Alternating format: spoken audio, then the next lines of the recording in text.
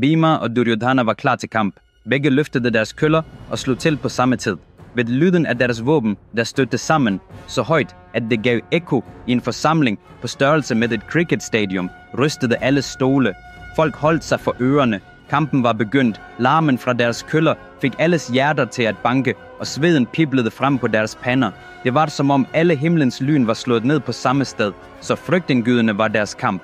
Alle tilskuerne begyndte at indgå væddemål om, hvem der ville vinde, Bhima eller Duryodhana, mens de råbte højt. Selv efter 4 timer virkede ingen af kæmperne trætte, men da de så dem kæmpe, begyndte folk på tribunerne at skændes indbyrdes. Vores Bhima, vores Duryodhana, ligesom rivaliserende politiske partier.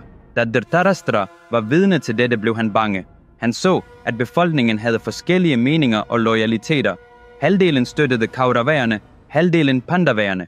Det fik ham til at indse, at folket i fremtiden måske ville dele sig i 2 grupper og kæmpe mod hinanden. Han forstod, at hvis denne kamp fortsatte, kunne det bringe hele kongeriget i fare.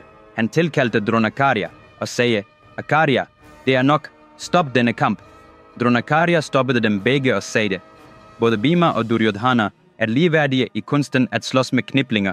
Ingen af dem er ringere end den anden. Så kaldte han Arjuna til sig og sagde, Arjuna, hele forsamlingen er overophedet af spænding på grund af Bhimas og Duryodhanas kamp. Alle er ophidsede. Brug dine evner til at køle dem ned. Selvfølgelig, Akarya, svarede Arjuna og trådte ind i midten af arenaen. Han skød en pil op i himlen. I det samme trak mørke skyer sammen, og det begyndte at regne kraftigt. Straks affyrede han endnu en pil. Den pil steg til værs og fremkaldte ild. Før regndråberne fra den forrige pil overhovedet nåede at røre jorden, fordampede de på grund af den intense varme. Skyerne trak sig sammen. Så sendte Arjuna endnu en pil op i himlen. Pludselig regnede millioner af rosenblade ned og fik hele forsamlingen til at se smuk ud. Da alle så det, udbrød de, aha, Arjuna. Med det samme tog han 4 pile og dannede en firkantet barriere omkring sig selv midt i forsamlingen. I det samme dukkede utallige slanger op fra jorden og gled hen mod folk. Alle begyndte at skrige af frygt. Så sendte Arjuna endnu en pil mod himlen. Hundredvis af ørne kom flyvende og fangede slangerne med deres klør. Forbløffet over denne opvisning i dygtighed jublede alle, Shabash, Arjuna. Da Duryodhana hørte jublen, blev han så varm af vrede, at det føltes som om hans hoved skulle sprænges. Hvorfor blev der ikke født en kriger med sådanne bueskydningsevner som min bror, klagede han. Han rasede også. Er der ingen mand, der kan stå imod Arjuna? Er der aldrig blevet født nogen med kraften til at modsætte sig ham? Kan jeg ikke finde bare en person med styrke til at trodse Arjuna? I det samme lød en stemme. Arjuna, hold op med at vise dine barnlige tricks. Konkurrer med mig, hvis du har modet til det. I det øjeblik han hørte det, følte Duryodhana det, som om han var dykket ned i et hav af nektar. Fuldstændig forfrisket. Han var så selvsikker, som om han kunne løfte Himalaya-bjergene med en finger. Han følte sig modig nok til at erobre alle kongeriger på jorden, helt alene.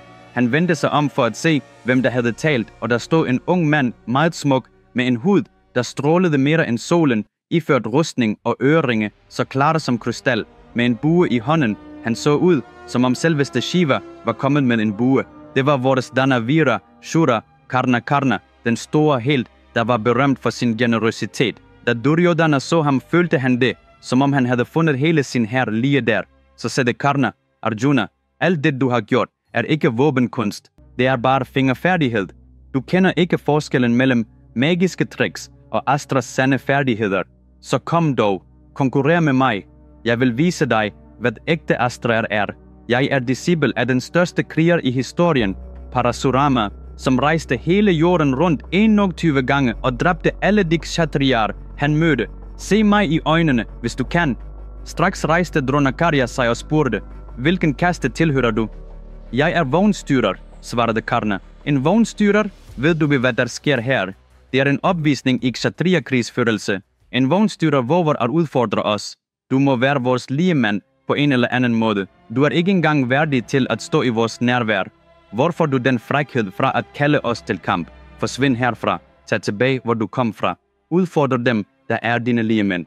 Venner, hvis jeg fortæller jer om en af de mest interessante historier, tror I så, at den kan få nogen til at glemme hele deres liv i et øjeblik?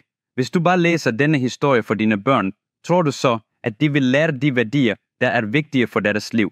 Uanset hvilke problemer du står overfor i livet, nu eller i fremtiden, tror du så, at du kan finde en løsning ved blot at læse denne historie? Ja, det er muligt. Kun med det største epos, der nogensinde er blevet fortalt i menneskehedens historie, Mahabharata. Denne historie er 100 gange større end nogen superhitfilm, du nogensinde kunne se. Det er en udfordring. Den komplette Mahabharata-historie, skrevet i Vikramadityas stil, er tilgængelig i 2 dele, både i bogform og som e-bog, på Amazon og 43 andre online-butikker. Bogen er tilgængelig på 34 sprog verden over. Jeg har givet linkene i beskrivelsen under denne video, så bestil med det samme. For dette er ikke bare en bog. Det er et bibliotek med visdom til dit liv. Da Karna hørte disse ord fra Dronakarya, følte han en sådan angst, at han tænkte, der er ingen grund til, at jeg bliver ved med at leve. I det øjeblik lagde Shakuni en hånd på Duryodanas skulder og sagde, den mulighed, du har ventet på, står lige foran dig. Din tid er kommet, Duryodhana. Rejs dig op. Så rejste Duryodhana sig og talte, Akarya, hvad var det, du lige sagde? Du påstår, at en vognstyrer på grund af sin kaste ikke har ret til at kæmpe her. Dette er en test af tapperhed, ikke en test af kaste. Det kan ikke handle om kaste. Det bør ikke handle om kaste. En kasteprøve, siger du. Husk din far Bharadvaja. Hvordan blev han født? Bliver din fødsel ikke betragtet som lav? Blev du ikke født af en lærpotte? Det er din kaste. Og hvad med vores store Bhisma fra Kuru-dynastiet? Han blev født af Ganga, havets kone, ikke sandt? Hvad er hans kaste? Behøver jeg at fortælle dig alt dette? Roden til vores Kuru-slægt er Vasistha, som blev født af Urvashi, en himmelsk kurtisane, ikke sandt? Vasistha blev far til Shakti med en kvinde fra en 5. kaste, og fra Shakti kom Parashara, og Parashara fik vores bedstefar Vyasa med en fiskerkvinde. Er det ikke rigtigt? Vyasa afledte Dhritarashtra med vores bedstemor Ambika, som var enke. Med vores anden bedstemor Ambalika afledte han min onkel Pandu, og med vores tjenestepige afledte han Vidura, som i alle ære som en legemliggørelse af Dharma. Afhængigt af situationen og af nødvendighed er vores Kuru-slægt for længst blevet blandet. Så hvad er meningen med at prædike om kaster nu? Selv hvis du insisterer og siger, at kun konger i denne kongelige forsamling er kvalificerede til at kæmpe, så er der i vores Kuru-imperium et strålende rige ved navn Anga, der er rigt på velstand. Det rige skænker jeg nu til Karna. Broder Dushasana, bring mig den gyldne krone indlagt med 9 kostbare ædelstene. Onkel Gandhara Sarvabhauma, Shakuni, bring mig den gyldne trone besat med ædelstene og juveler. Mænd af visdom, begynd den ceremonielle musik. Vagter, pryd kong Karna med det samme. Dødige damer, mærk hans pande med den lykkebringende tilak. I dag, foran alle, i nærvær af alle disse lærde, rykker jeg denne dødelige pest kaldet kaste permanent op med rode og begraver den for evigt. Med disse ord henvendte Duryodhana sig til Karna og erklærede, min ven, ikke alene giver jeg dig kongeriget Anga, jeg giver dig også halvdelen af min trone. For Karna, som var blevet reddet fra en frygtelig fornærmelse af Duryodhana, fremstod Duryodhana som en gud. Karna indså, at selv hvis Gud selv var til stede i den forsamling, ville han ikke have givet ham den samme respekt og magt, som Duryodhana lige havde givet ham. Så Karna sagde, Duryodhana, i dag, foran alle disse mennesker, giver jeg dig mit ord, min krop, mit sind, mit liv, min sjæl, indtil det sidste åndedrag, jeg trækker fra naturen, skal være vidt til dig. Jeg vil være din ven, din loyale tjener. Dit ord er mit ord. Verden vil se Karna og Duryodhana som en. Dine ønsker vil være mine ønsker. Dit formål, mit formål. Jeg vil gøre alt for at sikre, at du sejrer over alt. Det sværger jeg for guderne. Duryodhana, som havde søgt efter et kongerige at give til Karna, bare for at høre netop de ord fra ham, blev overlykkelig. Vagter, sagde han, gør klar til at eskortere kong Karna til det indre palads. Venner, den næste episode vil være på et endnu højere niveau. Gå ikke glip af den. Vi mødes igen næste lørdag på samme tid.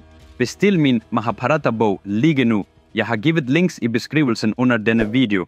Og hvis du ikke allerede har abonneret på min kanal, så gør det med det samme. Indtil da, pas på dig selv. Farvel.